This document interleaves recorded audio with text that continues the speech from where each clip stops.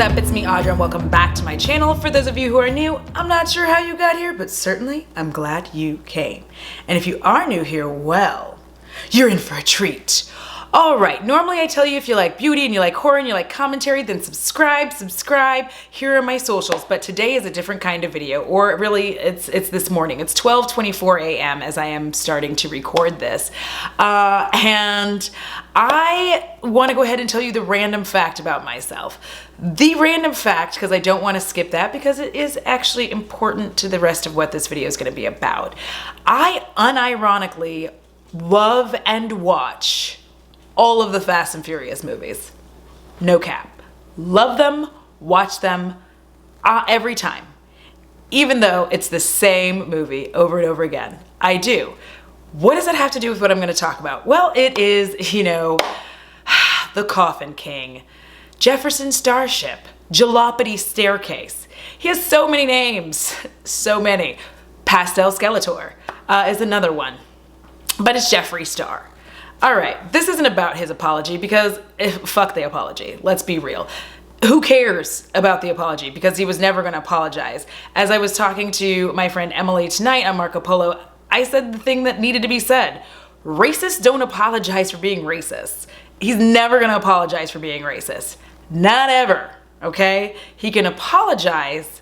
He can apologize to James Charles. And you know why? James Charles is not only a man, but he is a white man. Also, James Charles is bigger than him. And if James Charles were to go ahead and create his own makeup brand, Jeffree Stars would be doomed.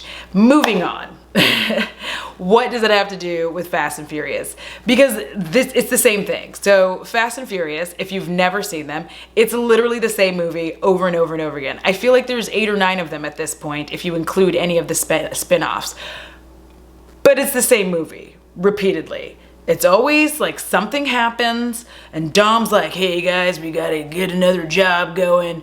And then they're like, and then he calls in the supercar crew and then they all come and then they pull off some insane heist and it's all family means everything. And it ends with them like riding off into the sunset in a fucking car and they're like, yeah. And like Letty's there again.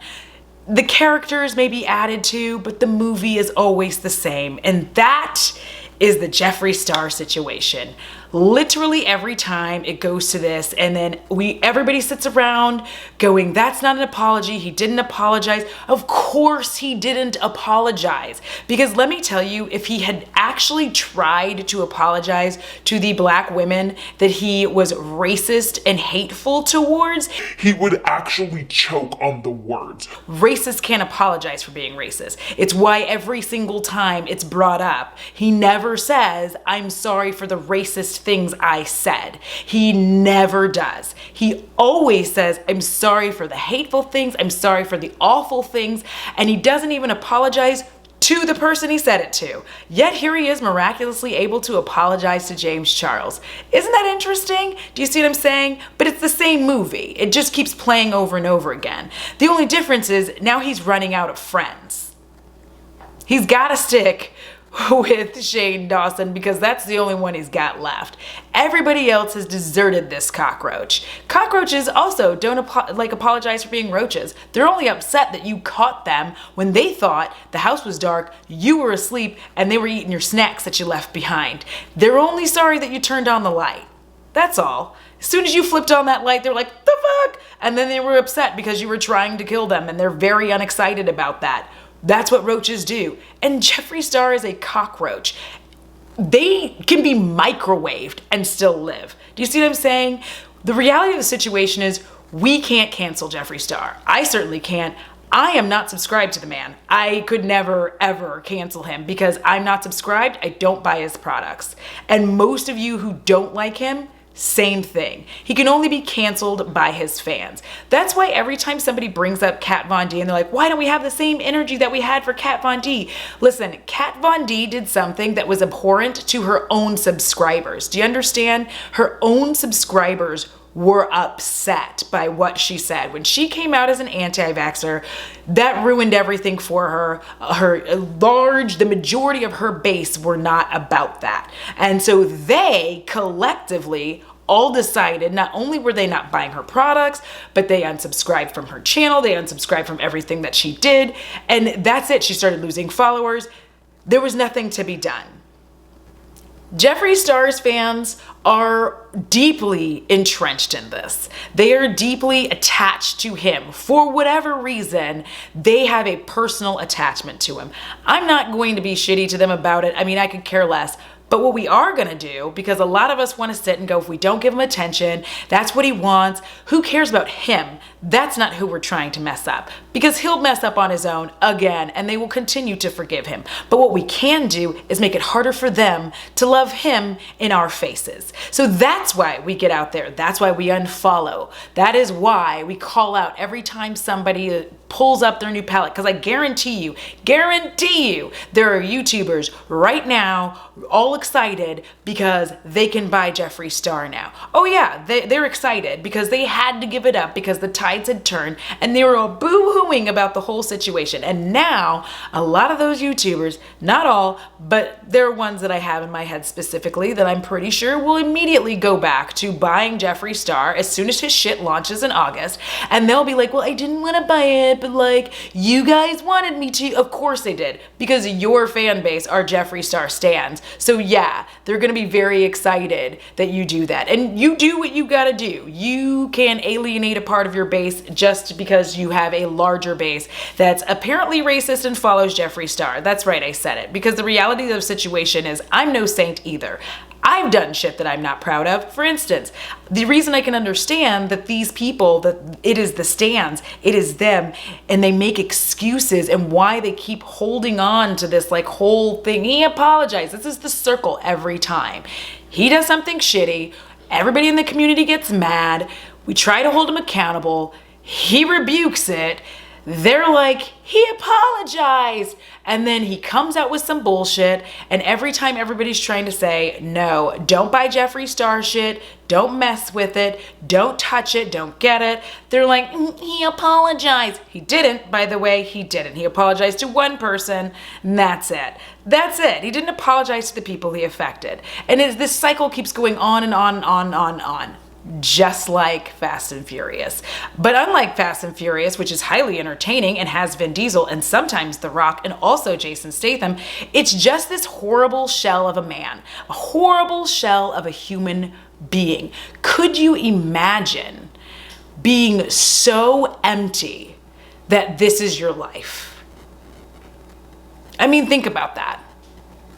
I don't ever have receipts on any of my friends. I don't have voice notes. I'm not holding anything over anyone that I am friends with. And even if something went horribly wrong with any of my friendships, I'm not charting that out. Like, look at me, I have stuff on you. Don't say anything about me. And none of my friends are doing that to me either. Do you know why? Because we have actual true friendships that aren't based on one of us being able to one up the other should our friendship end. And that's the thing. If you have to have an insurance policy on people, I mean, are you friends? Really? How horrible of a person do you have to be to have receipts on people so that they will stay with you? I mean, that's really what it's about. Blackmail is about keeping things the way you want them to be. So you're basically trying to force people to be your friends. And if they don't want to continue to be your friend because they don't want to be associated with all of your hatred and your vitriol, then you have your receipts. I'm going to calm down because it's now 12:32. And I am a red-eyed. I've done my skincare. Listen, the man did not deserve a good beat face from me, okay? That's not gonna happen. I'm not gonna get on here with a beautiful beat face and talk about what a shit he is. Because what we really need to talk about are the stans. These are the people that we have to hit. We need to start making it difficult for them to be in public saying that they've got Jeffree Star. We need to make it harder for the YouTubers who wanna be able to come out here and review his bullshit. We need to make it harder for them. That's why we keep talking about it. It's not about giving attention to him. It's about making sure that we keep that pressure on so that they have no place to go publicly any longer with their bullshit. Because I'm tired of hearing it. I don't know if you are, but the repeat of he apologized, he does the same shit. Here it is. It's 2020. I got into the beauty community in 2016. This shit has been going on this long. And it hasn't changed. The cycle keeps repeating itself. It's not about an apology because he's never gonna give it. So everybody needs to stop looking for him to have an apology towards any of the black women that he has assaulted verbally with his hatred, because it's not gonna happen. It's not. Stop waiting for that.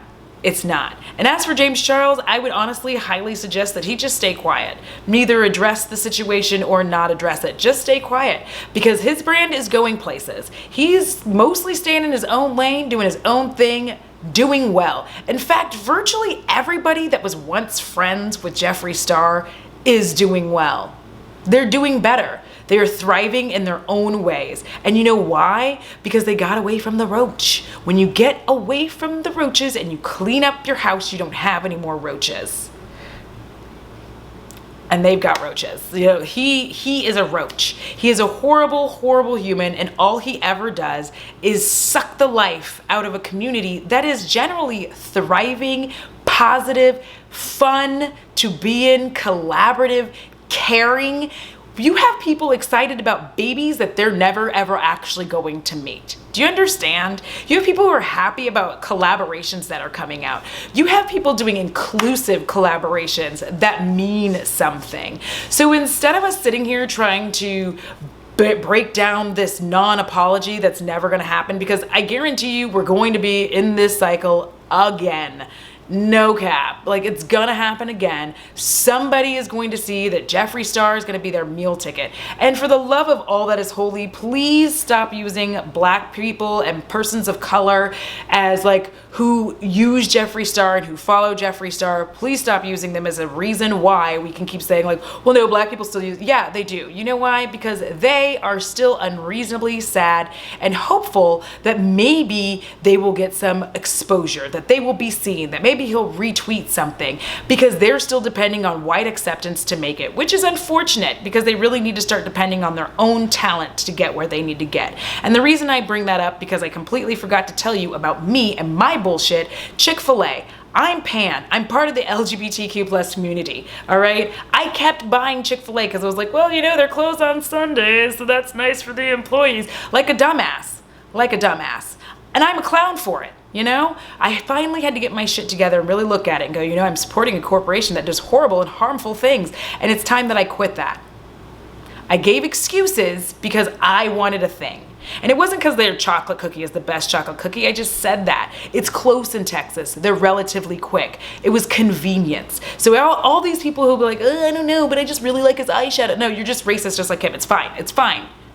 Just say you're racist and go. We don't need any more excuses. Just like I had to be like, okay, I have to admit that I've made excuses because it was convenient for me. It was convenient for me to eat at Chick-fil-A, and therefore I made excuses for their poor behavior and the horrible things that they did to the LGBTQ plus community, because it made it easier for me to continue eating their chicken and eating their chocolate chunk cookie and drinking their delicious lemonade. But you know what? I had to get the fuck past it and realize that my integrity meant more to me than a fucking cookie. And just like One Republic said, with Jeffree Star, it's too late to apologize. It's too late.